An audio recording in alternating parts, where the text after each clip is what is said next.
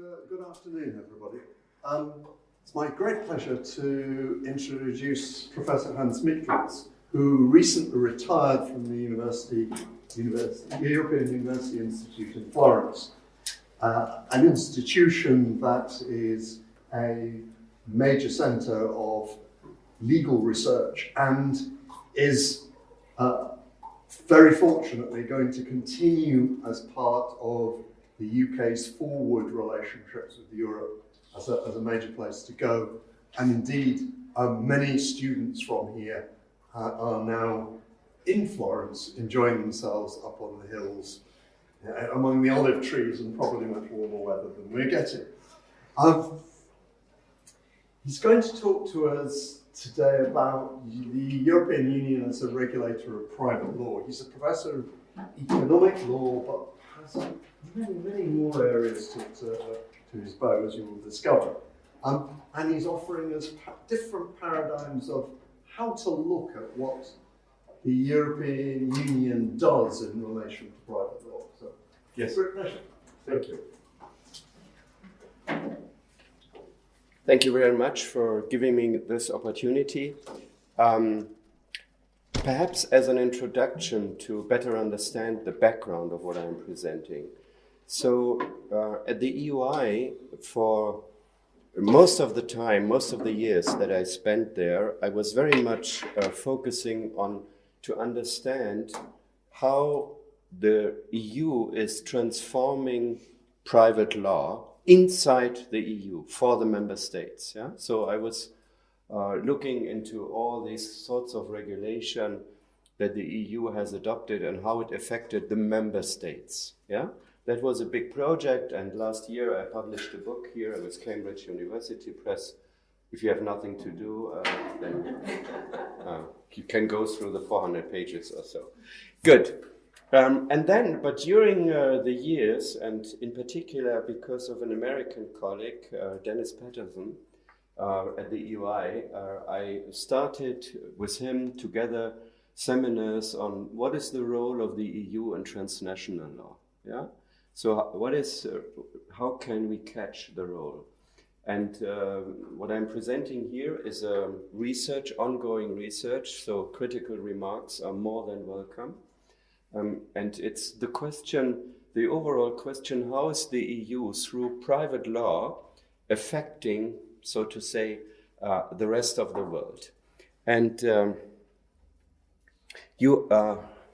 John asked me that I should start with a case, so that to better understand, in the very common law tradition, I think I've learned enough at the EUI and at the time when I was in Oxford, that you have to start with a case. So I will start with an American case to tell a European story.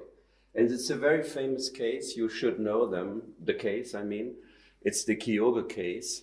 It deals with the question of whether the US Supreme Court or the US has jurisdiction over the behavior of a company, a Dutch British company, that has committed and infringed human rights, committed sincere human rights violations in Nigeria. That was the question. What the parties wanted the US Supreme Court to do was to enforce international law, international law rules. And as you know, the Supreme Court in the end rejected any responsibility. And when you look into the amicus curiae letters, then you will see that on the side of Shell, you have very strong positions taken by the Dutch and the UK government in order to argue that the US Supreme Court has no jurisdiction. The European Commission is diffuse, opaque. The letter is deliberately that they claim to be on neither side, which is not correct. What they are doing is they claim, if you can read here, that the Commission is more or less encouraging the Supreme Court to accept universal jurisdiction for these kind of infringements, in particular, if there is no other way for the victims to go to court and to claim compensation. So that is the American scenario. There is no equivalent from the European Court of Justice. I cannot give you a case which comes even close to this. Yeah. So the question that occupies me and where I'm seeking your feedback also is, how can we qualify and understand the role the EU is playing outside its own territory? And you may be familiar with the critique that has been raised in the last years against the EU, in particular also with regard to the role of the member states. And one of the protagonists of a very strong critique is a political scientist, Wolfgang Streeck, who is arguing that the EU has turned into a neoliberal, this is the catchword that I should not miss, into a neoliberal institution that is undermining national democracies and social rights and promoting free trade. Yeah. On the other hand, the counterpart is here for the discussion for you to have in mind in the broad picture. It's the famous book of Martti Koskoniemi. As I'm based in Finland now, that's a good way to refer to him. I think he is known far beyond Finland. And he wrote this book on the gentle civilizer of nations, having in mind the role and the rise and fall, as he puts it, on international law. So when we transfer this kind of discourse to private law, then the question is, is the EU contributing something to the debate, something that goes beyond maybe what Streeck is criticizing and what allows to have a more positive view on the European Union.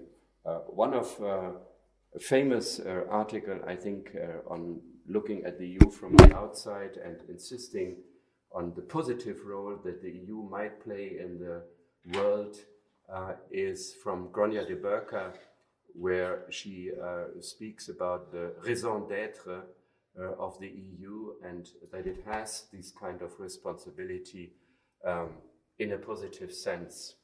So what is usually missing in this big scenario, and in particular in the law of external relations, luckily I was sitting in the library and I briefly checked all the books on EU external relations law are in the library, everything what is known there, and it's nothing on private law. Yeah? So it's all about public law, security, whatever, trade law maybe to some extent, but it's not about contract law and all this. This is usually put into the box of international private law. I come back to this. But let us link this private law perspective. And when I speak of private law, I mean, I don't care about the difference between a codified law and a common law. I mean here contract law, contract tort law, and I mean that is the basis of private law. So if you look into the missions of the EU, remember Joseph Weiler's wonderful article on the DNA of the EU. What is the mission? The original mission was, I think in our times we should not forget this, the foundation, the ideological foundation of the Schuman Declaration was peace through trade. Yeah? Better we trade with each other than we kill each other. And that was important because if you look at all the documents, there's no private law. It was taken for granted that the private law, although it is the basis of trade, is in the hands of the member states and has no direct relationship to what the EU is doing. There is the story of direct effect and supremacy and how the ECJ, the Court of Justice, via the market freedom interferes into contract law. That is a story of itself. I leave this aside. Then the next step, the next mission, so to say, until today, is the internal market and the Single European Act, which triggered a wave of regulation. Yeah. So after 1986, that was really the moment where the EU, via the possibility to take majority decisions in the Council, unleashed a huge range of regulation in whatever area of economic law, complementing the market freedoms, but also in what we could call social policies in a broader sense. That means, to some extent, limited extent in labor. I'm not a labor lawyer, I don't claim to be a labor lawyer, but I had a discussion and exchange with Mark Friedland, and he said, maybe the English law is a bit better today because of the EU, a bit more social than it would have been without the EU. But there are some areas, if there are questions, we can go into it. A much more prominent area where the EU has left deep traces is non-discrimination law, because not only in gender, but then after some time beyond gender, and there is a set of directives that interfere by and large also into private and contract law relations. I forgot to mention here consumer law for sure. That was one of the big moves in the Single European Act. There is a famous report that I always encourage everybody to reread. That is the Sutherland report. And Sutherland, he built a wonderful argument that allowed the European Union to get into consumer law, because Sutherland argued the consumer is needed in order to implement the market. We need an active consumer shopping across border, comparing prices, making use of all the possibilities, traveling around the world, what we are all doing in order to build the internal market.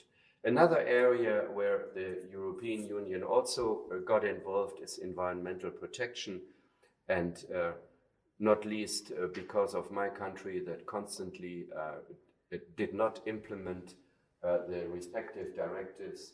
The European Court of Justice had many occasions to specify what it meant by the respective fields that are covering environmental law.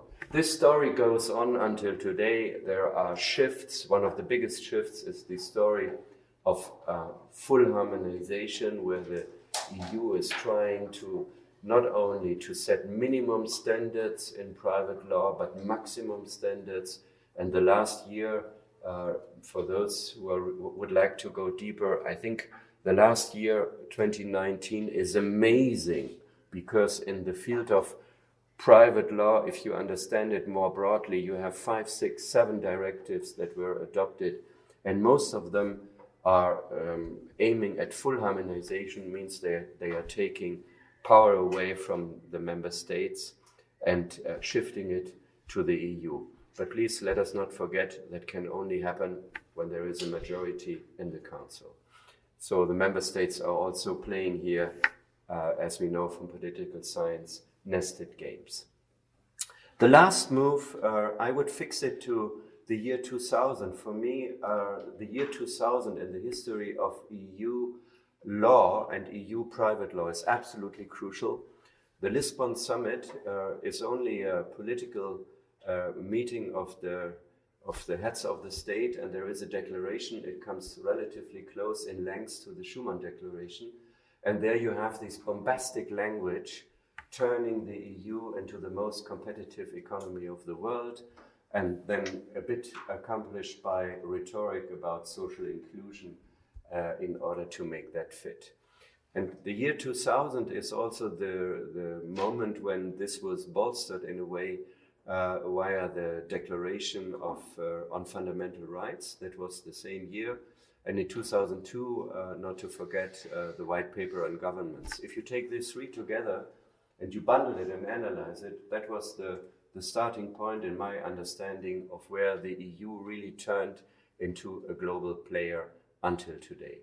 Okay, when we talk about the role of the EU in the global world, so to say, and that is what is the purpose of my paper, then we should not forget the colonial history. Yeah? When we are civilizing or using the language of the EU, civilizing companies, that might work. Yeah, I think, John, I'm grateful for your proposal to change the title of my speech. I think that was an important shift, because we have to be clear and also to distinguish between who is the target of the EU policy. Is it the company or is it a country? Yeah, is the EU trying to civilizing the neighboring countries? For those of you who are in external relations, you know it. The EU has developed a very dense network of contracts out to manage its relationship to the outside world, and the neighboring countries are a particular target of this. But when we had this discussion in the 19th century, already in the colonial times, that the Western world is bringing civilization to the global South, as it is said together. So all what I want to say is we are here on slippery ground when we connect the EU and giving the EU a civilizing role towards countries. That might be different when we look at companies, in particular when they are based in the EU, or as in Kiobel, when they are not based in the US, but are based, let's say, infringing internationally agreed rules.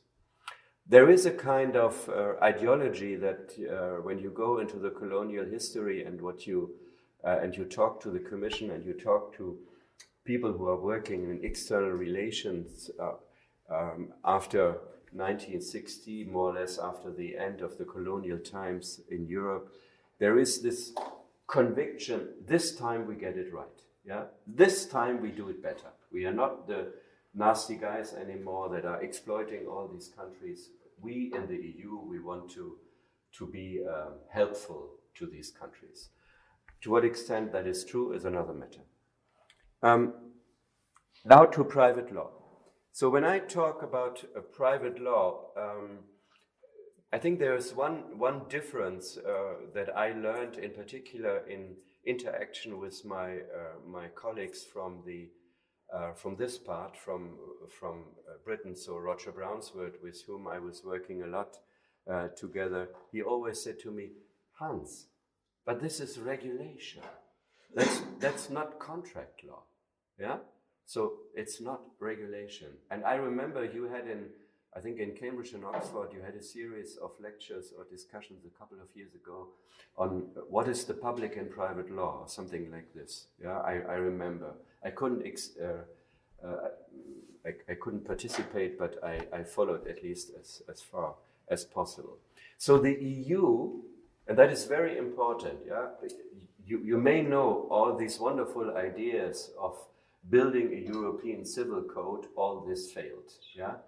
Not least due to the resistance of the UK, of France, of Germany. All the big countries were against having such a European civil code, which would be in a way the basis or the substitute for what we have or complement, depending on how you look at it, for what we have in the member states or in the nation states. So the EU is a regulator, yeah, and it regulates heavily.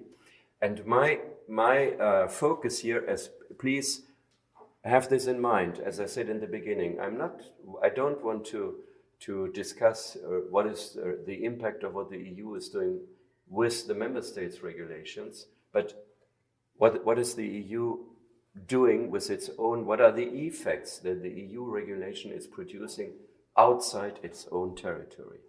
When we start with international private law, so that is universal application, yeah?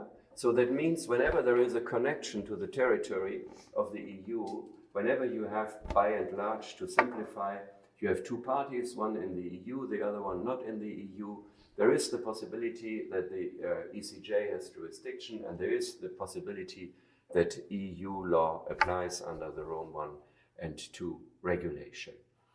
It is an under-researched field to go through the cases of the ECJ, in particular in the Brussels regulation, and really to look into what is it, what the ECJ decided. Is there a difference whether it was an internal conflict or whether there was a party that was from the outside involved in that litigation? This is more or less true with regard to the other fields. So you have a lot of harmonized private law, particular consumer law, but also non-discrimination law. And usually you have some limited rules there on how these body of whatever rules on sales law or on doorstep selling or on distance selling or credit, in what way they are connected to the outside world. To some extent, the EU has tried to harmonize this and to integrate all this into the Rome I and Rome II regulation, but when you look deeper, it does not suffice. The more prominent field politically is what I call here the regulated markets. Yeah? That is a field where the EU, after 1986, interfered heavily in trying to liberalize these formerly state monopoles and also promote privatization. Yeah? And this is a field where you have a set of, I call them all silos. You have to go very deep into these sectors to understand how the EU in its particular mechanism is using regulation top-down or in waves to interfere also in B2B and B2C contract rules. That is a burdensome exercise because you have to understand the language.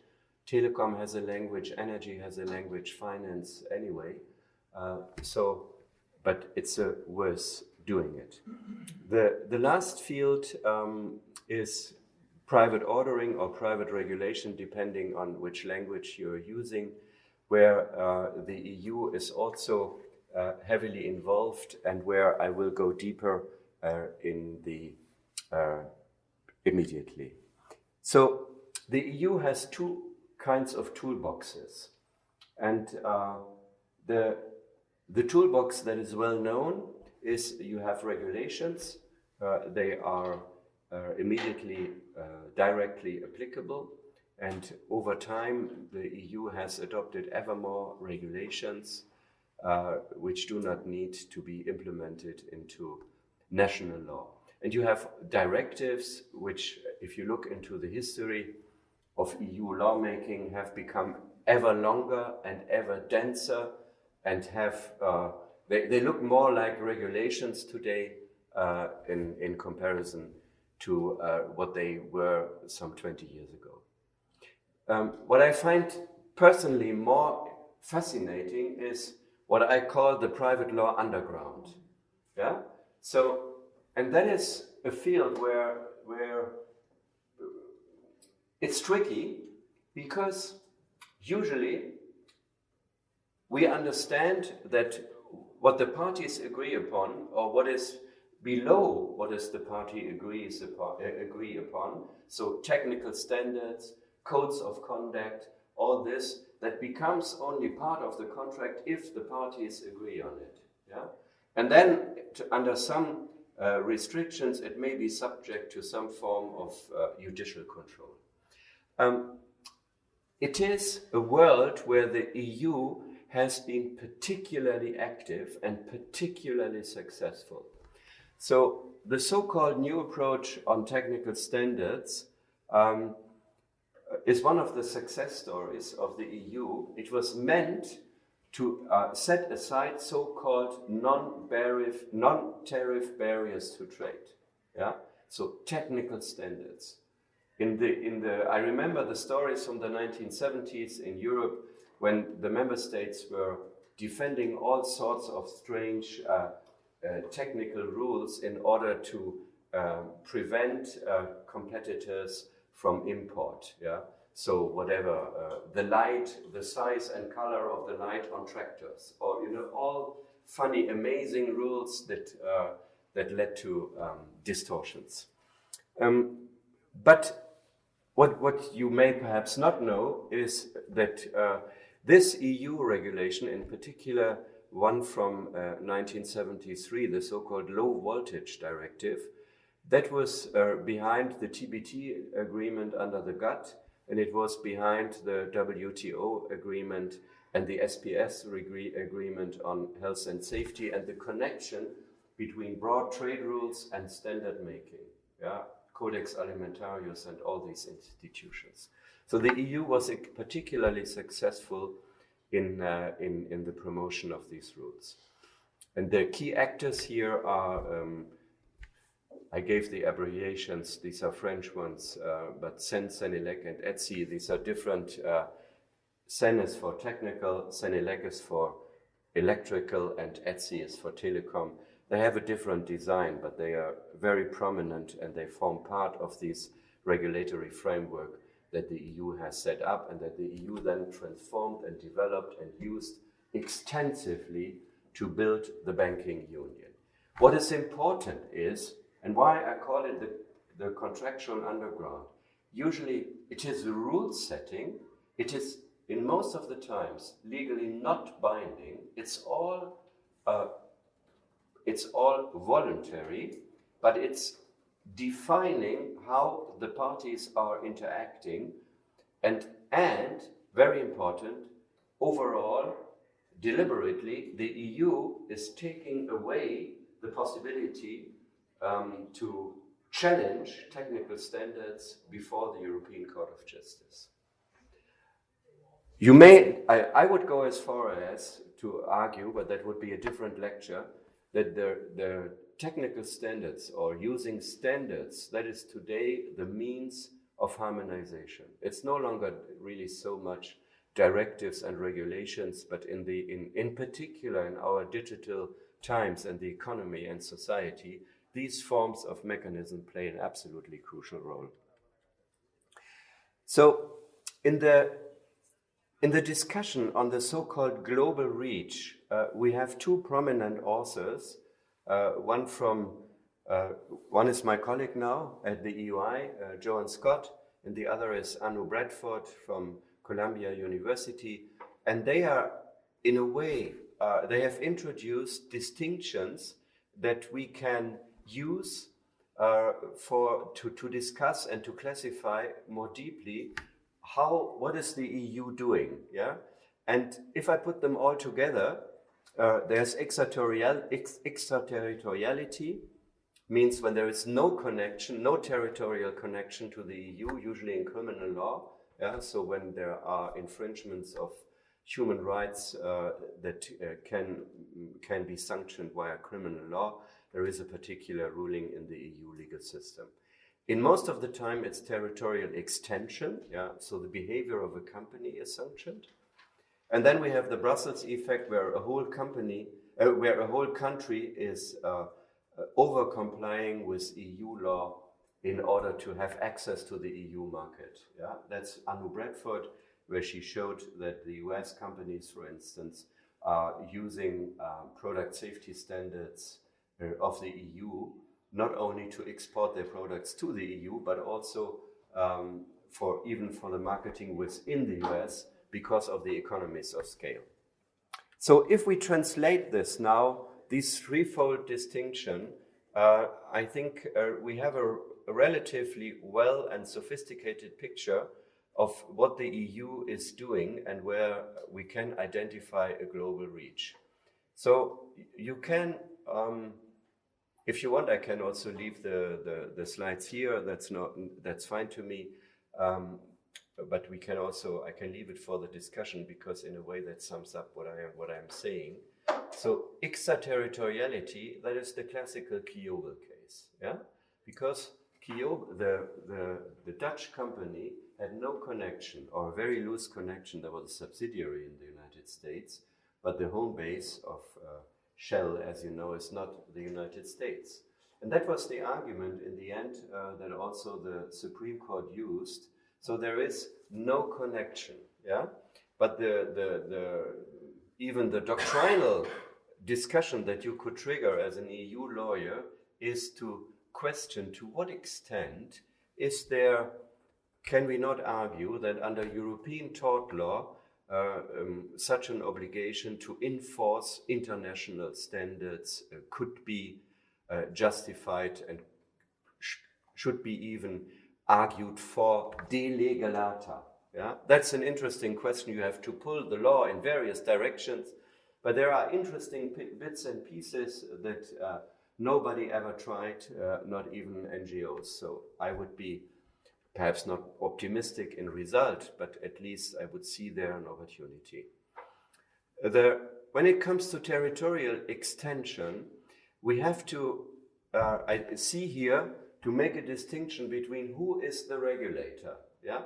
So the focus in the discourse that Joan Scott had triggered, and Anu Breckford and Maurice Cremona and whoever is working, Jan Wouters and many more who are working in that field, is they focus on the ECJ. Yeah? They look at what is the ECJ doing, and then there are famous cases in competition law. There's a very famous West Tanker and Brussels regulation. In international private law, we have the Ingmar case. So lots of details to be discussed. What's interesting is when it comes to this regulatory private law, in particular to the regulated markets where the EU plays such a prominent role, then you have to look at the Commission and you have to look at what the European agencies are doing, and these conflicts never go to court. Yeah? That means you may argue this is part of the underworld, but it's an extremely practical world, and please do not forget 70% of the gross income of Europe is services. Yeah? So the regulated markets are, for me, in my understanding, parts of that field and also in the statistics of the EU. So we are talking here about economically extremely relevant areas where it's not the ECJ that is monitoring the external conduct, the foreign conduct of companies, whether they are European outside Europe or whether they are non-European with an impact on Europe, but it is the European Commission and the European agencies. That means you have to go into empirical studies, you have to get access to this.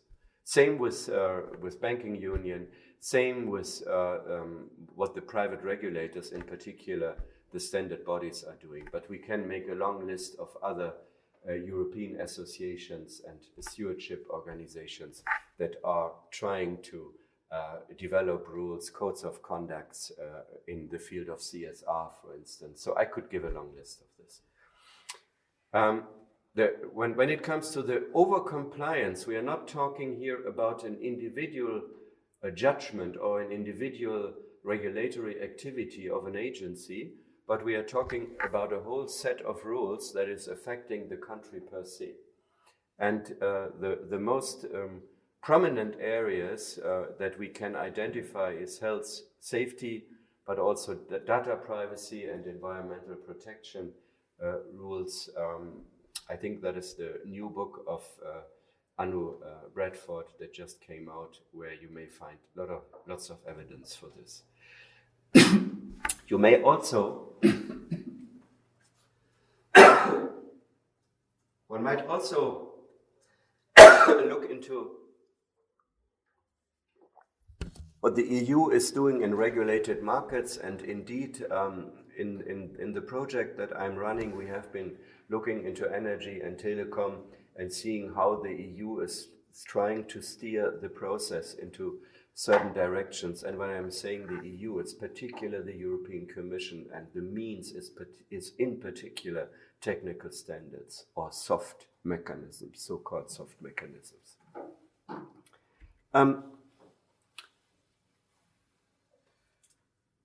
So what is the EU doing? I would like to present here at least a bit of the results of a book that will come out this year or It should come out this month. In fact, if the LGAP keeps its promises, we will see. And what I said in the beginning, and what is, I think, in a way, paradigmatic for the whole field, is there is no clear case law. There are no clear cases where we can study what's going on and what kind of role the EU is playing, but we have to go into empirics, and we have to go the difficult path of what the EU is doing. And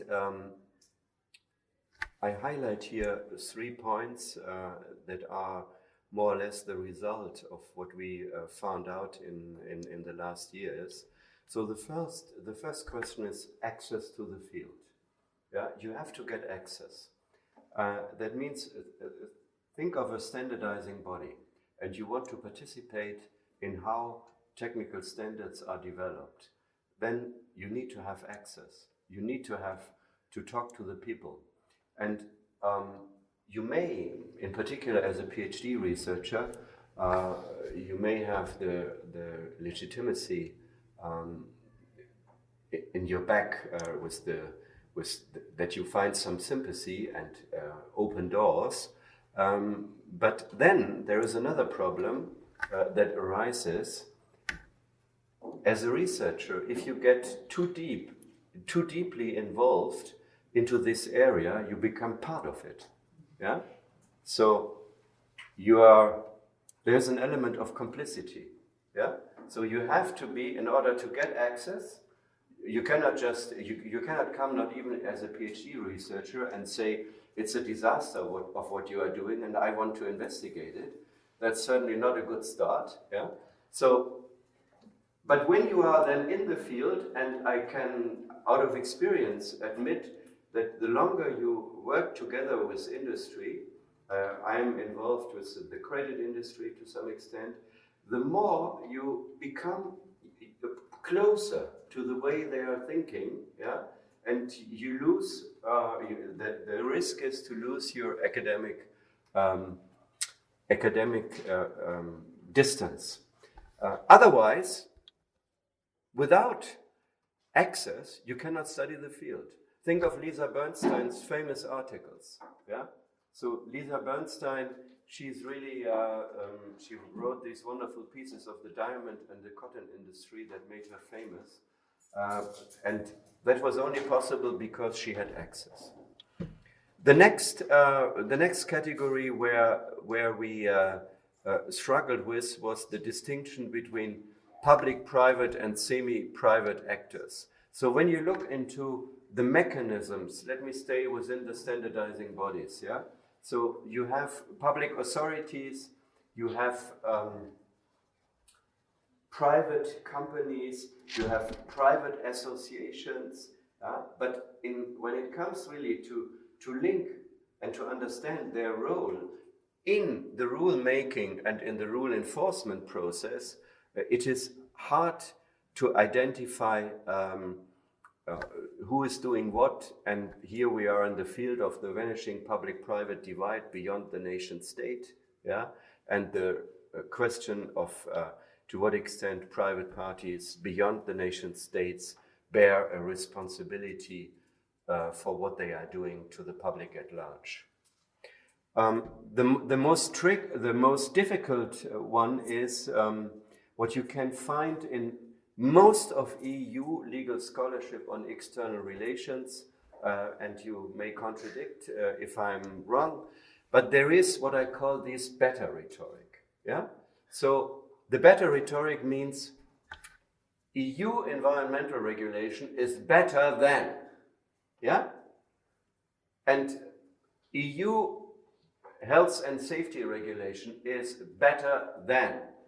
And this comparative language is a very difficult one because there is certainly a bias, but it's also the question, first of all, how do you measure? Yeah? Is it so easy just to go into technicalities of environmental law or health and safety and say the higher the standards, the better the better it is for the people and the world. That is much more complicated, as we all know. But nevertheless, you find it there, which brings me to, and that is really where I will finish, to the difficult question that is always linked to this kind of discourse when it comes to defining the role of the EU. What is the legitimacy of the EU to decide on behalf, or to decide that this and that standard is good for the rest of the world or for the other countries that are in contact with the EU? This is one of the most litigated issues intellectually, the issue of legitimacy in the rule production. There is certainly in the EU a big potential. You may, in the external relations field, you may remember the amendment in the Lisbon Treaty of good governance, good governance in external relations, good governance.